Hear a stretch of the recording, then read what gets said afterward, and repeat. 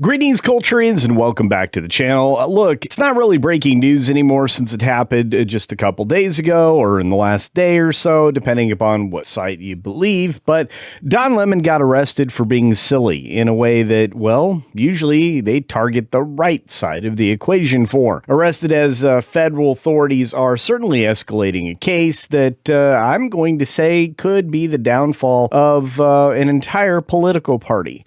It's odd to have so much coordination at state level to sustain the various events that we're seeing around the country, but specifically in mostly blue states, predominantly. And this is easy to call out, it's easy to point to, and it's, well, unfortunately, easy to believe that not only are these things coordinated in an extreme way, it's almost with military precision. But let's talk specifically about Don Lemon and the fact that he's a disingenuous activist as well. Here we go. Now, before we get started, just a real quick reminder, Don Lemon's not a great guy. Oh, wait, that's not the quick reminder. Double check you're still subscribed to the channel, because believe it or not, a lot of people sent me messages last week that after I reminded them, they checked, they were unsubscribed. So if you managed to cross this video and you want to find more of them, make sure that that little red button's turned gray. Not only that, hit the bell icon that's there and turn on all notifications. And while you're at it, hit the thumbs up button, make sure to watch to the end, and then follow up watching another video from the channel after this one. Now, from our friends over at That Park Place, specifically Marvin Montanaro, Don Lemon was arrested as federal authorities escalate church protest case, and they had to, because there was a magistrate judge that didn't want to participate in the law. He didn't want to enforce anything legal, and ended up, after an escalation process to appeal, that they had to go about getting a grand jury to get involved in this one. Does that surprise anybody? Not me, but here we go. Former Communist News Network anchor Don Lemon was arrested Thursday night and taken into federal custody, marking a significant escalation in the investigation tied to the controversial anti-ICE church protest in Minnesota that disrupted worship services, which, by the way, illegal. Why is it illegal? Well, it's part of something that was created called the FACE Act, which was normally kind of inspired people on the other side of the equation to arrest people praying in front of early termination of pregnancy locations throughout the country. But that's another story. Good question. For another time. The development comes after federal authorities quietly advanced the case through the court system, culminating in Lemon's arrest while he was in Los Angeles covering the Grammys. In other words, taken into custody by federal agents following the impaneling of a federal grand jury earlier that same day. In other words, it really didn't take them all that long to deliberate the merits and the facts to come to the conclusion that not only was there probable cause, that it's surprising this man wasn't already facing, well, multiple charges, 2 specific felony charges in this case, which we're going to get to in a moment. But again, this is embarrassing because it has been, well, illuminating the fact that there might be something that the conspiracy theorists have been claiming, a 2-tier justice system, and it's based completely on political ideology. That's a problem. Not supposed to exist in the justice system, but nobody is above the law. Prosecutors are moving forward after some legal maneuvering behind the scenes, and the incident at the center of the case stems from an anti-ICE protest that occurred inside a church in St. Paul, Minnesota.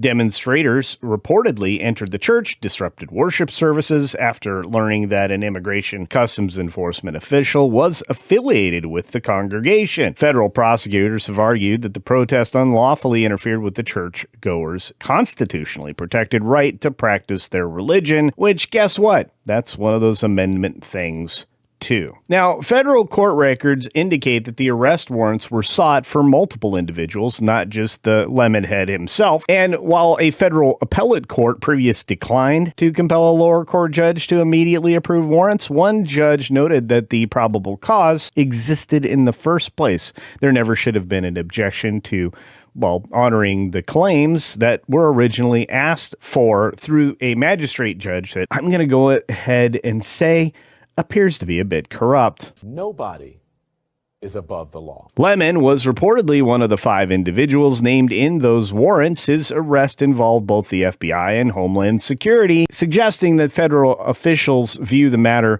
as more than a routine protest-related incident. In other words, he is getting federally charged in a way that I don't think he was ever prepared for. I think he thought he was going to get a pass on this one, just like under the Biden administration, only it looks like the "no one is above the law" meme is actually coming true. Nobody is above the law. As of this writing, it remains unclear whether Lemon has been formally charged. But as I know, he has been. Now, the legal team frames arrest as press freedom issue. Of course they do. They don't want people held responsible for their actions during an activist movement. And that's what's literally happening here. Lemonhead's attorney has characterized the arrest as an attack on freedom of the press, which it was in no way. He could have certainly covered this protest from outside the building instead of participating.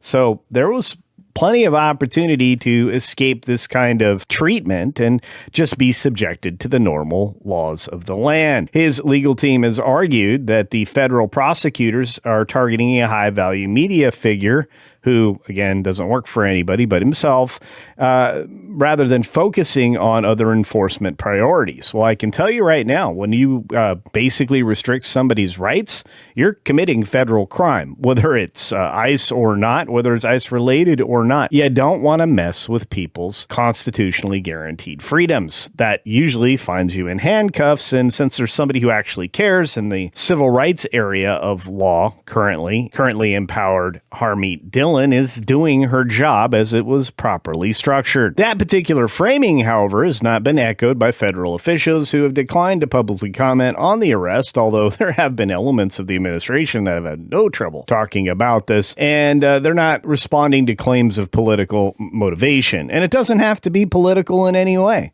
To be fair, I would say politics were certainly involved on both sides because that's what things are being characterized as every day. Your everyday actions might be politicized. You don't know. And we certainly know that the news organizations are fighting the perception that they're politically motivated, which unfortunately some of them have proved, like, ABC, 60 Minutes specifically over at CBS, and many others. It's not like Comcast is free of controversy, or CNN especially, and the worst of all offenders, PMS Now, or is that Snow, MSNBC?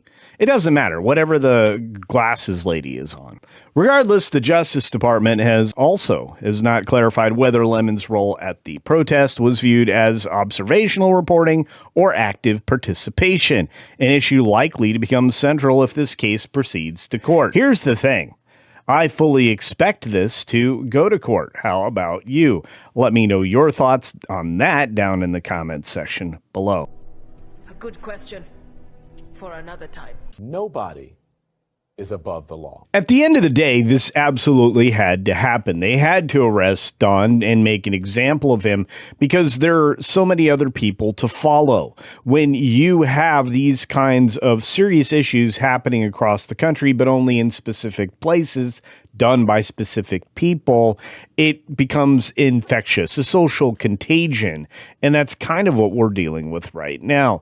The fact that people like Don Lemon get away with misstating the truth regularly, well, it's a problem. And the fact that we no longer have the Smith-Mundt Act to protect us from this garbage, courtesy of Obama, we've got bigger fish to fry, and Don Lemon's just the first one to fry. There are going to be a lot of people, as arrests have begun in Minneapolis and in Minnesota proper, for a myriad of reasons. But ask yourself the one question that you need to. Why did this happen here specifically, and why is it happening so close to when an actual scandal erupted and exposed not just the people who were committing this, but the governmental participation that was going on as well? I'd say people like Nick Shirley are the real journalists in this situation, and Don Lemon is just a useful idiot activist for the bad guys. Suffice it to say, I don't think anybody is surprised by Don Lemon's behavior because it's attention seeking, and that's how he gets recognized, paid, and ultimately interviewed by others who want to, I guess, elevate themselves by talking to him in the first place. But I do believe this much, that we're going to end up with a federal case, and the other several people that were arrested with him for the same reason are all going to be charged for the same thing.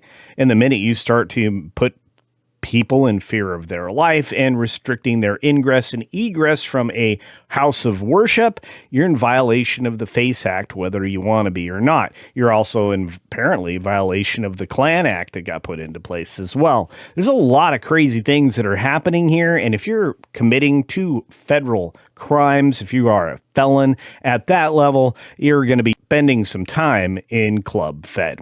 On that note, those are my thoughts on the issue. I'm not going to get more in depth about what I really think about what's motivating Don Lemon, but I'm sure you can. In the comments down below, let me know what you think. Is Don Lemon really the kind of federal criminal that they're representing? Do you think he is part of a group that's been elevated to a signal chat that has now been fully captured, that has been exchanging the license plates of federal vehicles or vehicles occupied by federal agents and have been, well, doxing them and harassing them to no end, and are now looking to face other charges such as RICO and many other things? I think Tom Homan's not kidding about this, and I think there are some state officials that have been compromised and caught up in all of this. But again, let me know what you think in the comments section below. As always, be sure to take care of yourself, take care of others, and until next time, don't do dumb stuff. See ya.